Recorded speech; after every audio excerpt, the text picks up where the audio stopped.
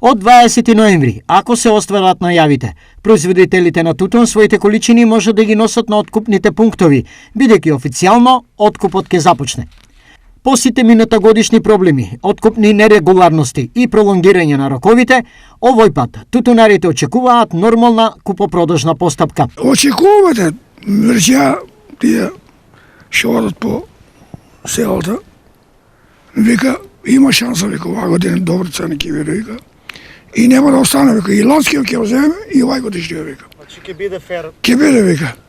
Ќе биде, ние така мислиме, вика, речија ни дека ќе земе, вика.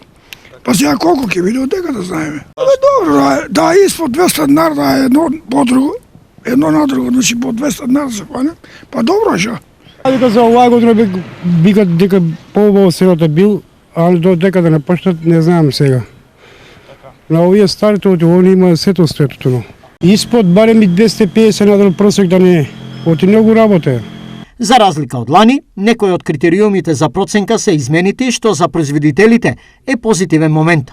Во прва класа се зголемува должината на тутунскиот лист од 12 на 14 сантиметри, а во втора класа до 18 сантиметри. Дополнително се укинува четвртата класа и тутунот ќе се цени во 3 класи.